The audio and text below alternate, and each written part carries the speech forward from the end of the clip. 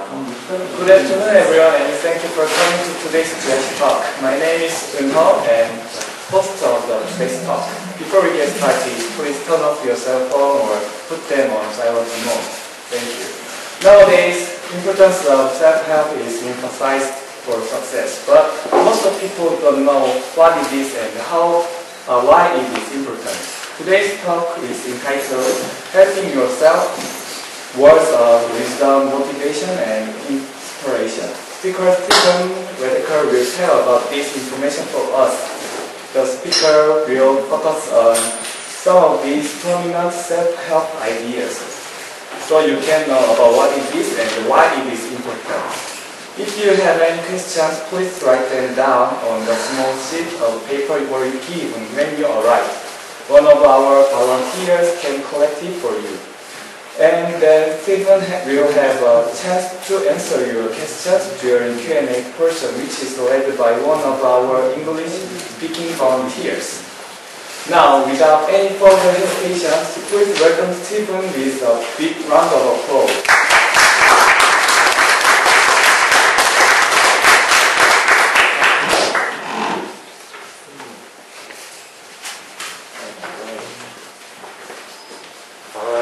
Welcome everybody.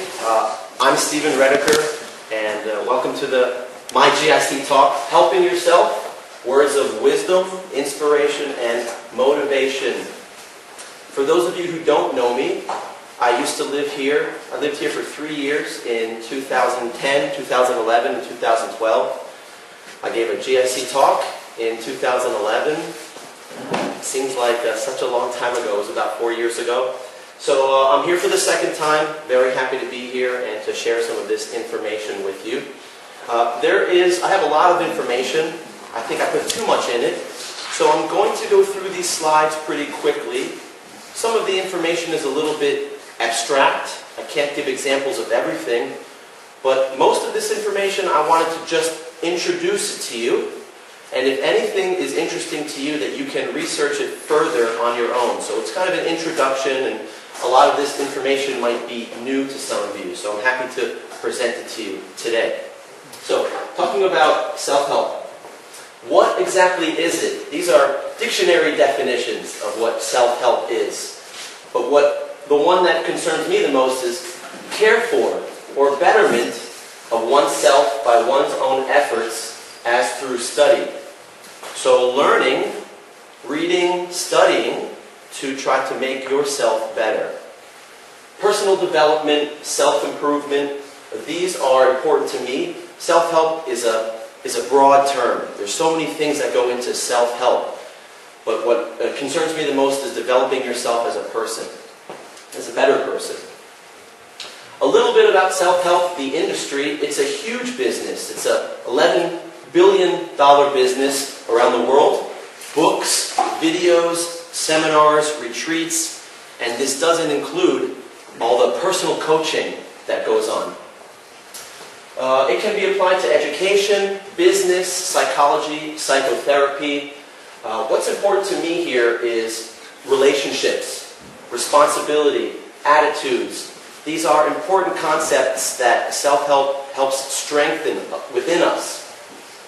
But today I'll be talking about motivation, success, and happiness in your daily life.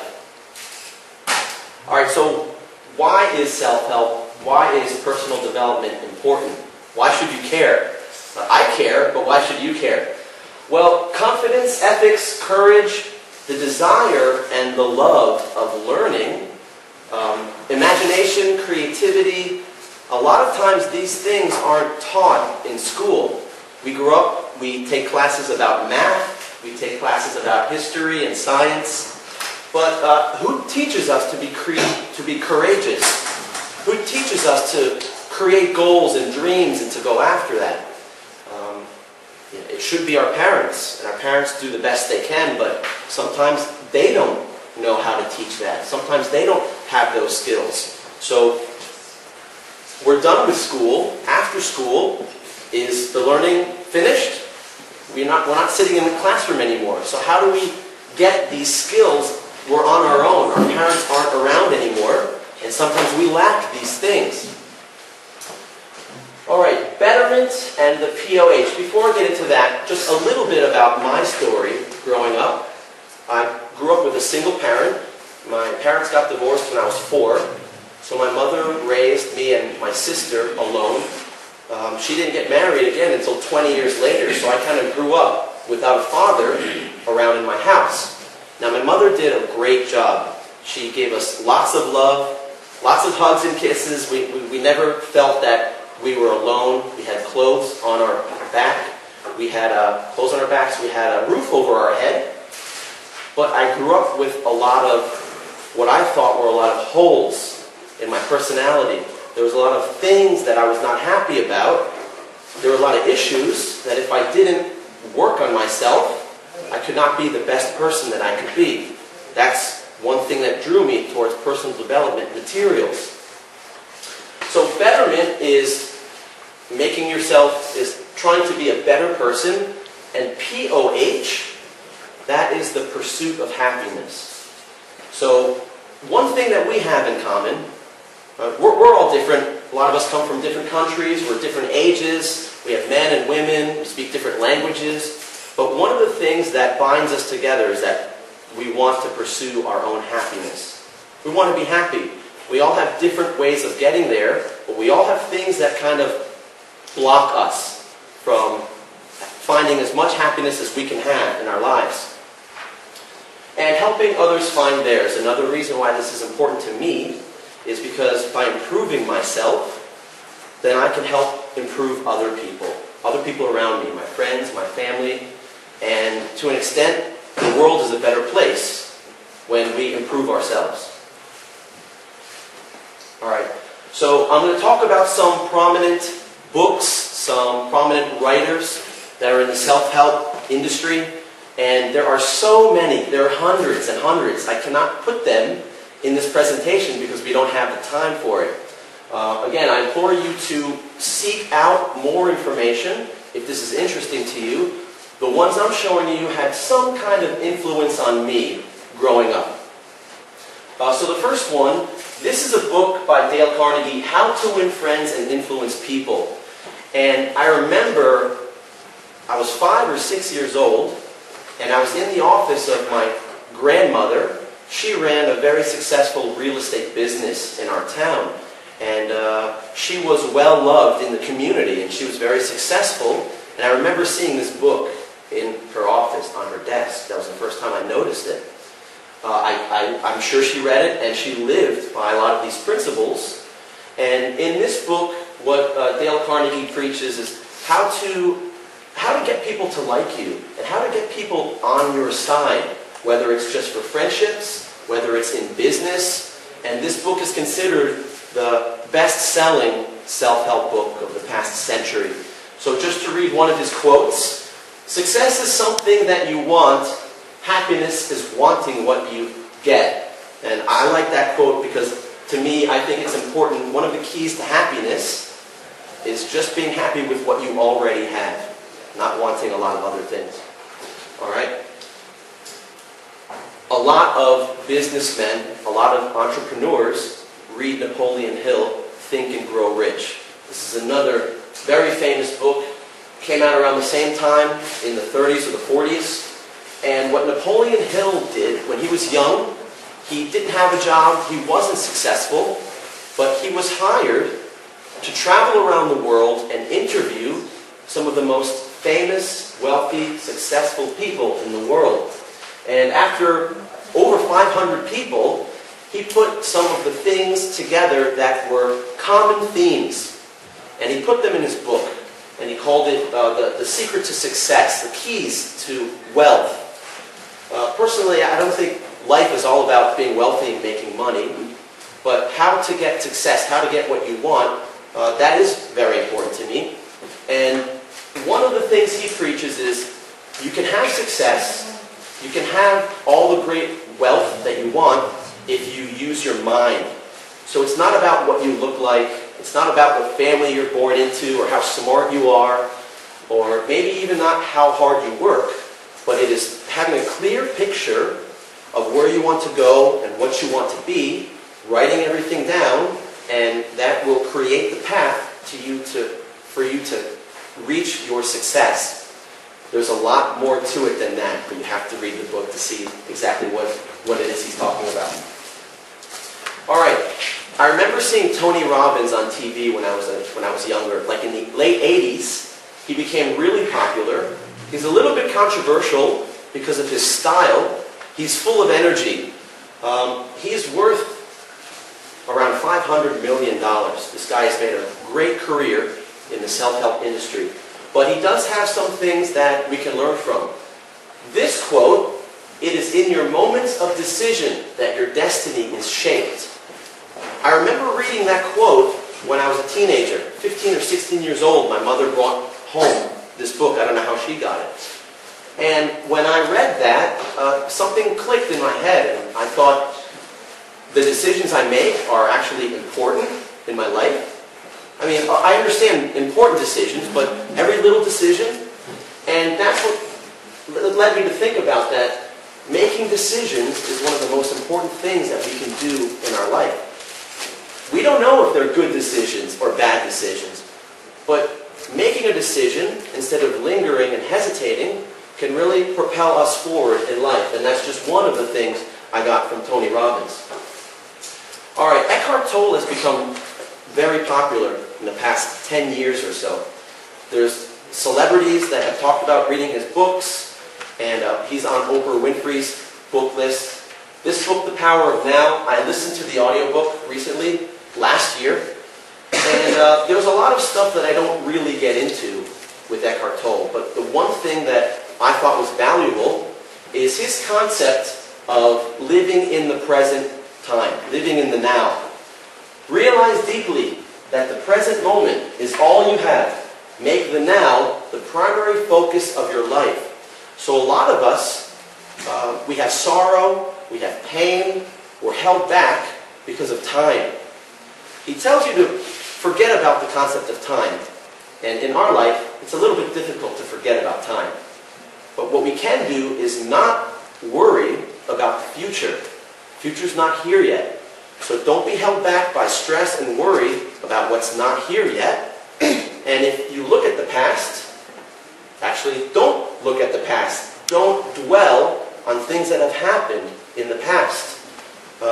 Remember the lessons that you've learned, and remember the good times, but spend all your energy focusing on this very moment, what's happening right now. And that is one of his keys to happiness and living a good life. All right, Brian Tracy is a new self-help guru that I've recently gotten into in the past year. I started listening to his stuff, and I think he's fantastic because if you listen to his audiobooks, he's so friendly, and you can't help but feel good when you listen to what he has to say. He's the master optimist, and a lot of his material is just about if you have a positive attitude and you're an optimist, you look for the good in life, that's all you need to be successful and to be happy and to accomplish your goals. You're fully responsible for everything you are, everything you have, and everything that you become. So in this world, you should be responsible for all of your emotions. Everything that happens to you, you should not be blaming everybody else and everything else.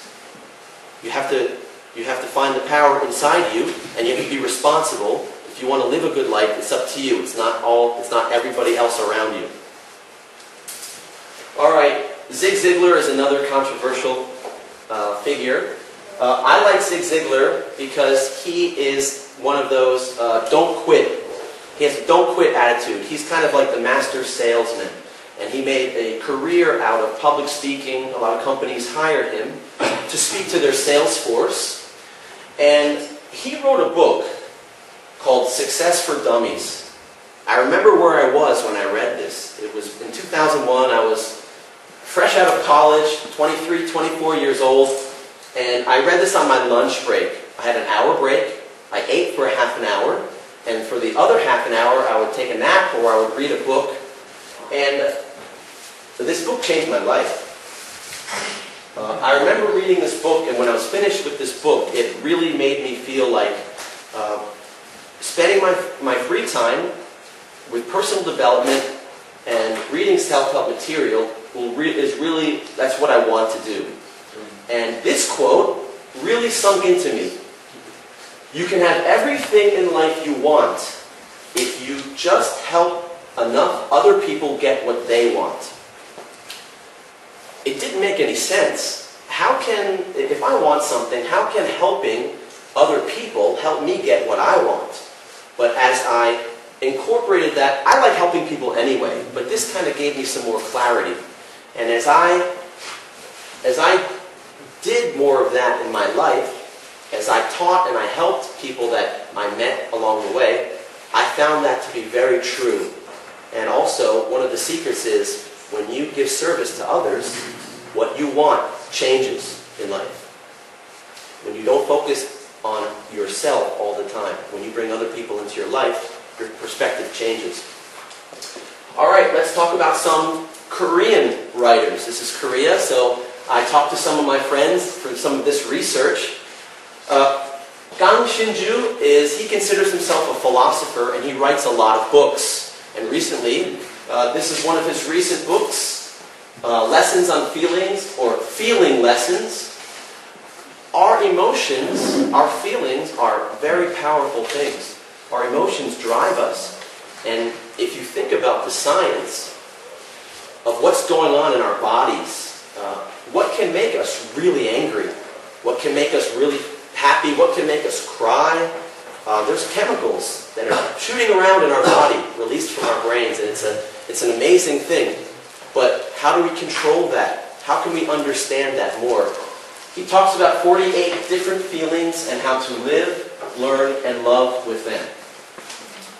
Alright, Kim Nando is a famous professor at Seoul National University, and his classes fill up right away when students register. He's a very popular teacher, and his book translates to, "It hurts because it's youth," or "You feel pain because you're young." And this has been a bestseller here in Korea, and people say that there was a need for this book that he wrote, reaching out to young Koreans. It contains messages of hope and encouragement to young Koreans who are stressed out and worried about their futures. So a lot of young Koreans, especially graduating from college, are wondering, what should I do next? Life is so hard. Why should I keep doing this? I don't have any direction. So he gives a little bit of clarity, and if you're in the market, if you are young and you are looking for some guidance, maybe this book can help you. Alright, Song Soo-young and Jo Sung-hee. Their English names, Brian Sung and Angelina Cho. These are personal friends of mine. They are in the Seoul area, and they're both in the motivation and inspiration business. Brian wrote this book, Juri-dae, which means something like "get it done," just do it. And he told me that he was just a regular working ajashi. And then he changed his life and wanted to do something else. He wanted to do something better. And what he does now is he travels around in Korea, and he's a public speaker, and he's a motivator. Angelina Cho, she got into personal development and self-help even more than me. She actually got a job working with some writers and some speakers. And she changed her life mentally and physically. And that process she put in her book. Now she is up in Seoul, and she runs a school for adults who want to learn English. She studies English with them through self-help materials, and they are required to give a speech. So she helps them overcome their fears and learn English and read about self-help materials all at once. Alright, now this is the second part of my presentation. Now I'm going to talk about 10 different ideas, or maxims, or just, these are some things that maybe you can use to help you improve your day. And some of these are physical things to do, most of these are mental things to do. I'll give you some examples of how this helps me in my life. So the first thing, make the decision. Alright, what is the decision? you're not going to do any of this stuff if it's not important to you. You have to make a decision that you want to change. It might be scary. It doesn't have to be scary because I said bit by bit, you can just make a little change in your life. A little change can grow to be so much more. Or you can make a massive change in your life. For example, 60 years ago, I told my friends and my family, I'm leaving. I'm from America. I'm leaving. I'm going to Korea. I want to be a teacher, and I want to change my life. That's a massive change. My family thought I was crazy. But I'm still here, and I'm more happy than I've ever been. What you see right now, I think this is the best state I've ever been in. So, you have to make the decision. You have to decide. You could be very happy. You could be 80% happy. Do you want to be 90% happy? Do you want to take the path of improvement?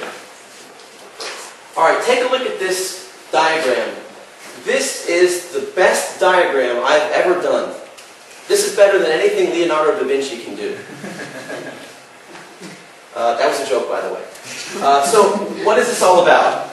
This is you. And this is life. This is how I see it. Life has ups and life has downs. And this is the same for all of us. This could be 1 year, this could be 1 month, this could be a day, this could be your hour, this could be a minute. Life goes up and down. But what is the difference between the happy, successful people and the people that are miserable and not happy? What is the difference is it's what you decide to focus on. If you focus on the bottom half, then you're not going to be happy. So you have to make the decision and you have to choose to appreciate and focus on the good stuff and keep your brain up on this side of the wave. Alright? This is what I look like. That's me. And this is my wave. Alright? I'm not down here all the time. I spend most of my time up here. I'd say I'm about 90% happy in my life. The 10% of unhappiness are natural things that happen to us that you can't be happy about. What are some of the lowest of lows that we experience in our life? What are some of the saddest things that happen to us? The death of a loved one. That's something that's really sad, isn't it? You can't be happy about that. Breaking up with a partner. The good news is it doesn't happen all the time. It's a rare thing. There are some minor things that happen to us every day. It depends on how we look at it. If you're driving to work and you're late and every light is red, if you had one of those days, you get so angry,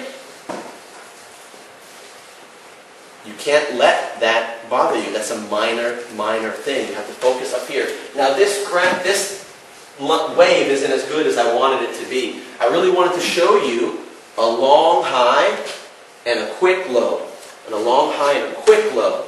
So I mentally, and this took a lot of work, by the way, the past 20 years. Alright, this is very important too. Create a morning ritual. Alright, what does this mean?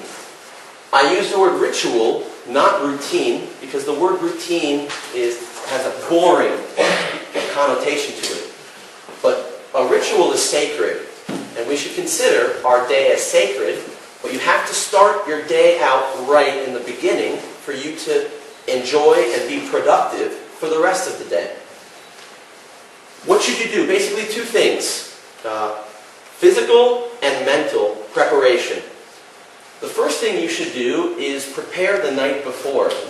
Alright? You want to get some food ready that you're going to prepare for breakfast the next day. Know what you're going to wear. Get your clothes ready. And prepare what you're going to need, because when you wake up in the morning and you're tired, you don't want to be running around looking for stuff. You want to be organized and ready to go. That's the first part. Be ready the night before. Alright, what do I do? What is my ritual when I get up in the morning? I wake up, I turn off the alarm. I don't hit the snooze button. I used to, but I realized that hitting the snooze, sleeping for 5 minutes, snooze, 5 minutes, that doesn't really help you, that extra 5 minutes. So I wake up and I do stretching. I stretch out because I've been laying down for 7 or 8 hours, not moving. I have to remember to stretch. And I'm getting a little bit older, so I really need that. I drink 2 glasses of water. All right? I haven't put anything in my body for 7 or 8 hours. I'm dehydrated. You need at least 1 or 2 glasses of water. I go into the bathroom and I brush my teeth and I floss and I take care of my oral hygiene. The next thing I do is I make a protein shake. I take fresh blueberries, I take some milk, some water, and some peanut butter, and I blend it all together, and I drink about half of that, and that's part of my routine. I don't drink the whole thing because it's too filling. The reason I don't want to be too full is because I do fitness after that. I go to the gym. I paid a membership that helps me get up and out of the house. I go to the gym and I work out for about an hour in the morning. Then I come back, I take a shower, and I eat a healthy breakfast. And it doesn't have to be anything extravagant. My breakfast always centers around 2 eggs. Or 3 eggs if I'm really hungry. But you really should have a fruit or vegetables, and I encourage that you should eat fresh food. I think that a bowl of cereal is not that healthy, in my opinion. It's kind of like eating a bowl of cookies and pouring some milk in it. It's almost the same thing, you know. So I think kimbap would be a good breakfast because it's fresh and it's full of vegetables. So that's what I do. Now, the last thing you need to do is prepare your mind. So what can you do in the morning to prepare your mind? Give yourself 10 or 15 minutes to do something that is stimulating to you mentally. You can read a few pages in a book you like. You could close your eyes and meditate for 10 or 15 minutes. That's great after exercise. Your heart is beating. You just focus on your breathing and your heart. You could read affirmations. What are affirmations? Affirmations are, it's a statement that you say that you truly want to believe. And if you repeat a statement over and over and over again, your brain can't help but believe that it's the truth. And I'll show you some affirmations in a second. I'm a spiritual person. I'm a Christian. I believe in prayer. And that is a good praying time for me too, in the morning. And a lot of people I know ask for prayers for them, and that's a good time to do that. So, think about what morning ritual is good for you. What are things that you like to do? Maybe you don't have time to spend an hour and a half in the morning on your ritual. Maybe you have to go to work at 9 and you leave the house at 8:30. This takes some discipline because you have to go to bed a half an hour earlier and wake up a half an hour earlier. So give yourself at least a half an hour to an hour to start your day off right with your own morning ritual. I want to show you some pictures. This is my morning ritual. So that is me making my protein shake. This little blender, these things are great. If you don't have one, I recommend getting one of these. And don't get a cheap one because you're going to use it every day. But I love making these protein shakes because it fills you up, it's healthy, and it looks like bubble tea, but it's not. Those are blueberries. That's me in my apartment. On a rainy day or a lazy day, I don't go to the gym. So when I feel lazy, I still work out, but I have some dumbbells, and I do this in my own apartment. I'm not telling you to work out. I'm not telling you to work out really hard. I like to do that. What you should do is just get your heart pumping and just break a little sweat. Like how you feel if you go up the stairs for a couple minutes. You kind of feel like your heart is beating. Just do that for 20 or 30 minutes in the morning. Just doing that will give you more energy at the end of the day. It's kind of weird. Spending energy in the morning can give you more energy at the day. It's true. And if you do this routine every morning, in 2 weeks, you'll definitely notice a change in your life. You'll be able to handle the problems that happen during the day. You'll be awake. You won't be running around in reactive mode. You'll be in charge. All right, in my bathroom, you can see my shower head. I taped one of those clear document holders. You could slide papers in and out of them. And I put some affirmations there. I put some quotes that I like. Sometimes I change it once a week. Sometimes I change it once a month. Sometimes I put a to-do list. Things I write down, things I need to do that day, and I put it there. I'm brushing my teeth, I'm taking a shower, and I can kill 2 birds or 3 birds with 1 stone. Take a look at some affirmations. All right, these are some examples of affirmations. I'll read them to you. Today, I am brimming with energy and overflowing with joy. I have been given endless talents, which I begin to utilize today. I wake up today with strength in my heart and change and clarity in my mind. I love myself. I love myself. That's from Brian Tracy, by the way.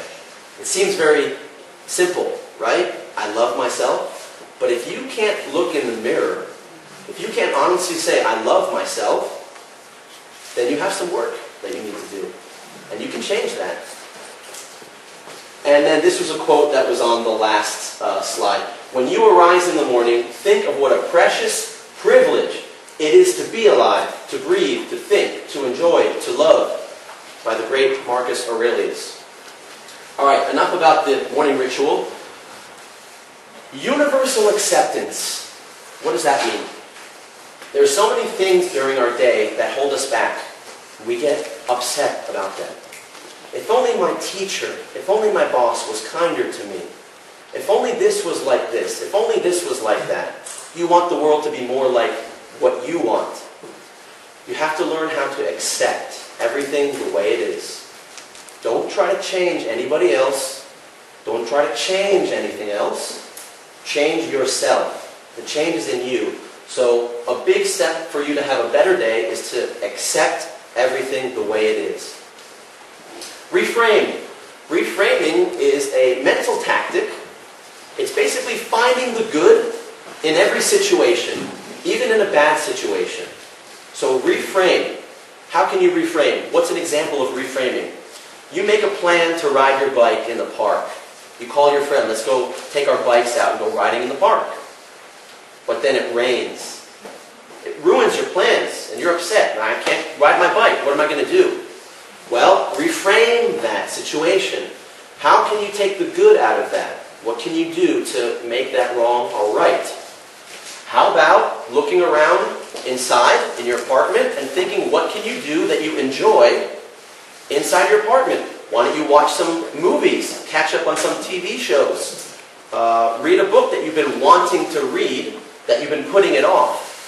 The rainy day is causing you to do something different. So your day is not ruined. You reframed it, and now you look at it as an opportunity to do something differently. Call your friend over, watch movies with your friend. So seek out and find the good in every situation. Choose to be optimistic. Don't choose to dwell on the weather hates you because they rained on your day for riding a bike. Choose to be happy and say, this is an opportunity to do something different that I didn't expect. When life gives you lemons, make lemonade. That just says, do the best with what life gives you. Don't look at the bad things, look at the good things. All right, use your device productively. I'll admit I'm addicted to this thing. I think this thing is so much a part of my life that I feel naked without it. I would rather leave the house without money than without this thing. Use this as a tool to better your life. Don't use this as a tool to drag you down. That's what this slide is basically about. There's a lot of things, a lot of routines that we do. I use my phone mainly for Kakao Talk, mainly for communication with people. I don't even call people that much. We don't get calls that much. I think it's better to text message. But use this for communication. Don't use it to waste time. When I'm on the bus, when I'm on the subway, and I see everybody using their phone, what are they doing on their phone? They're playing Candy Crush Saga. Cookie Gun. I understand playing games can help relieve stress. I understand that. But if you must do that, give yourself a 5-minute time limit. 5 minutes. That's it. Say, I want to play this game, but I'm going to stop after 5 minutes. If you want to go to Facebook, Facebook kills so much time during our day. You write something on Facebook like, it's raining outside, something that's very important, and then every time somebody comments, you need to check. Who said that? Who said that? Who said that? 5 minutes. Maybe 5 minutes in the morning, 5 minutes at lunchtime, 5 minutes. Just think about it, be conscious about how much time you spend on stuff like that, all right? The news. One of the things I see with a lot of self-help stuff recently is everybody says, stop watching the news. They all say, I stopped watching the news and now I am so much happier now. So the news is made to shock you and to make you depressed, and those emotions make you keep watching the news. So if you must know what's going on, change your routine from watching the news an hour every day to, I have an app, I just look at headlines. So in 2 minutes, I know what's going on in the world just by reading the headlines and not diving in to the articles. And that's enough that you can have conversations with people about what's going on. I heard about the earthquake in Nepal, it's terrible. What did you hear? You can have conversation with people. All right? What should you do instead of using your phone? I have this device. This is an iPod. And it's tiny, it fits in my hand, and I fill this up with audiobooks, programs, self-help stuff. And when I'm on the bus, when I'm on the subway, I'm listening to stuff I like. It's not work, it's not a job, it's fun. And it helps me be a better person. So instead of spending 5 hours playing Candy Crush Saga, which I enjoy, but when it's finished, you get nothing for your time investment. So invest your time and make yourself better. All right, learning, practicing, and doing should be equal. As you learn new skills, don't learn it and not do it. Practice it and do it. All right? For me, it would be like learning Korean. It's enough to read a book, but if I don't speak Korean, I can't do it. You can read a book about swimming, but if you don't jump in the water and swim, you can't do it. So in your days when you learn new things, practice and doing should be equal. If you do too much of one thing, you're not going to improve. It's a waste. Fears, failures, demons, and transition anxiety. I'm going to go quickly through this one. The things that make us scared, our fears hold us back. And one way that we can overcome fear is to have courage. If you could eliminate fear and build confidence, is that something that you would want? Do we want more confidence than fear? Here's one easy way to do it. And I call it easy, but it's a way that you can measure fear. If you have 2 buckets and your bucket is filled with fear, let's say sand, something that you're afraid of doing, you can directly change a unit of fear into confidence. All right? So let's say you want to do something like introduce yourself in another language in front of a lot of people. It's a little scary, isn't it? How do you do it? You use courage. You be courageous. You do courage. I got this from somebody named Dr. Paul Dabrowski in his program, Mind OS. So every time you do something courageous, and every time you conquer a fear, you can take 1 or 2 or 3, however many units of fear, and it directly fills your confidence bucket. So when you find something that gives you fear, I encourage you to do courage. Think in your head, talk to yourself, I'm going to do courage now, I'm going to add to my confidence, and after I'm done, I'll feel much more confident.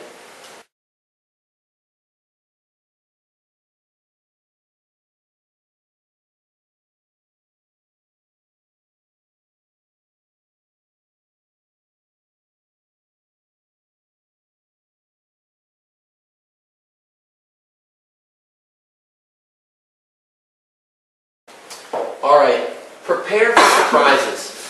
Every day we make plans, and surprises come, and it kind of throws us off of our plan. And we can't be successful, we can't get to what we wanted to do.